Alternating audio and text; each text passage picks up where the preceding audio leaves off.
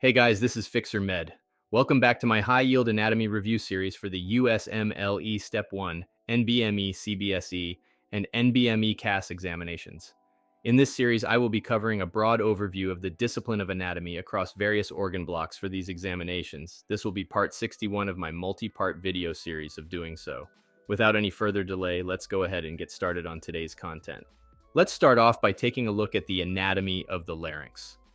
The cavity of the larynx is delineated by two sets of folds. Vestibular folds, also known as false vocal cords.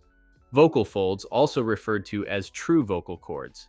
The rima vestibuli denotes the space between the vestibular folds. The rima glottis refers to the gap located anteriorly between the vocal folds and posteriorly between the vocal processes of the arytenoid cartilages. Let's next take a look at the muscles of the larynx. Abductors. The posterior cricoarytenoid muscle is responsible for abducting the vocal folds. It is the sole muscle involved in vocal fold abduction. Let's next take a look at the vagus nerve, cranial nerve 10. The superior laryngeal nerve divides into the internal and external laryngeal nerves. The internal laryngeal nerve provides sensory innervation, supplying the floor of the piriform recess and the mucous membrane of the larynx above the vocal folds. The external laryngeal nerve offers motor innervation, specifically to the cricothyroid muscle. All right, guys, now that we have covered all of the content, let's go ahead and take a look at some questions to review the knowledge you have gained so far. During a surgical procedure involving the larynx, the surgeon describes the structures delineating the cavity of the larynx. Which of the following accurately describes the relationship between the rima vestibuli and the rima glottis?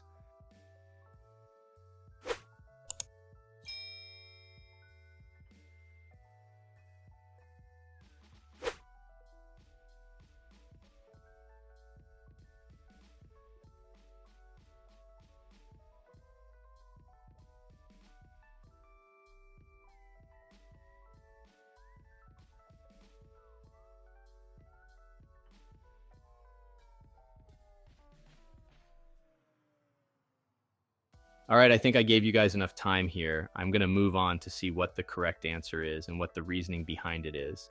If you need more time, feel free to pause the video. Otherwise, moving on now. The correct answer is C. The rima vestibuli represents the gap between the vestibular folds, while the rima glottis is the space between the vocal folds. The rima vestibuli is the space between the vestibular folds, false vocal cords, while the rima glottis is the gap between the vocal folds, true vocal cords. This understanding is essential in surgical procedures involving the larynx to ensure accurate identification of anatomical structures.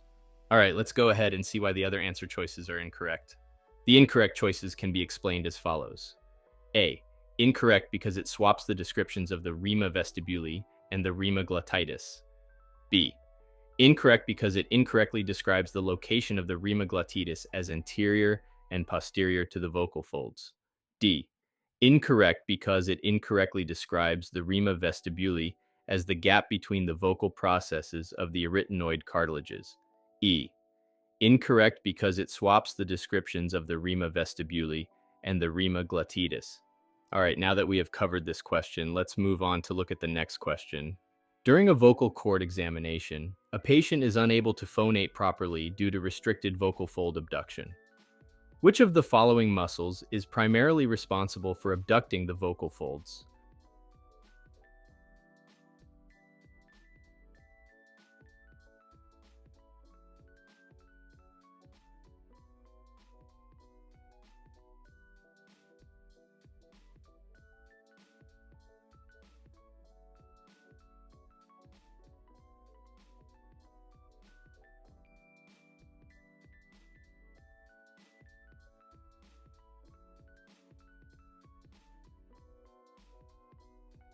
All right, I think I gave you guys enough time here. I'm going to move on to see what the correct answer is and what the reasoning behind it is.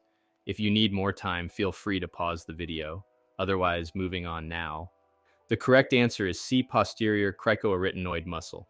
The posterior cricoarytenoid muscle is the primary abductor of the vocal folds.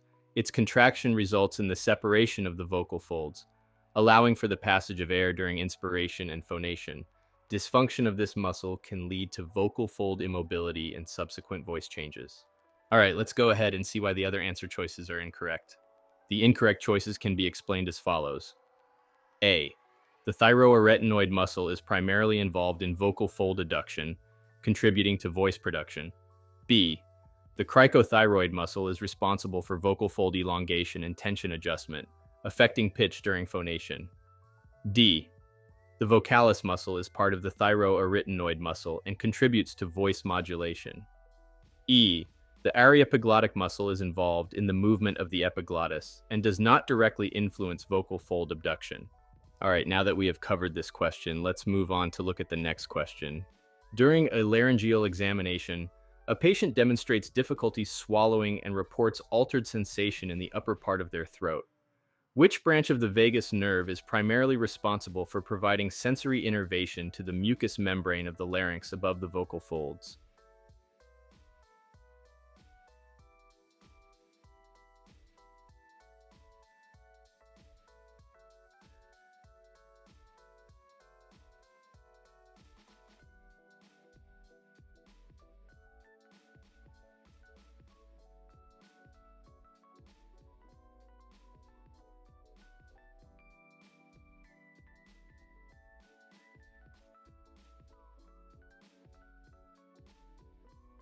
All right, I think I gave you guys enough time here. I'm going to move on to see what the correct answer is and what the reasoning behind it is. If you need more time, feel free to pause the video. Otherwise, moving on now. The correct answer is B, superior laryngeal nerve. The superior laryngeal nerve, a branch of the vagus nerve, cranial nerve 10, divides into internal and external branches. The internal laryngeal nerve provides sensory innervation to the mucous membrane of the larynx above the vocal folds. Dysfunction of this nerve can lead to altered sensation and difficulty swallowing. All right, let's go ahead and see why the other answer choices are incorrect. The incorrect choices can be explained as follows. A. The pharyngeal branch of the vagus nerve innervates the muscles of the pharynx, not the sensory mucous membrane of the larynx. C. The recurrent laryngeal nerve provides motor innervation to most of the intrinsic muscles of the larynx and sensory innervation to the mucous membrane below the vocal folds. D. The external laryngeal nerve provides motor innervation to the cricothyroid muscle. E. The internal laryngeal nerve, a branch of the superior laryngeal nerve, is responsible for sensory innervation above the vocal folds. All right, guys, that is all I have for the video today. As always, be sure to leave a like and subscribe to the channel for more videos like this if they are beneficial to you. If you have any questions, comments, or concerns, please feel free to type them up in the comment section below. Anyways, guys, this is FixerMed signing off. Be sure to have a great day, everyone. Good luck studying as always, and goodbye.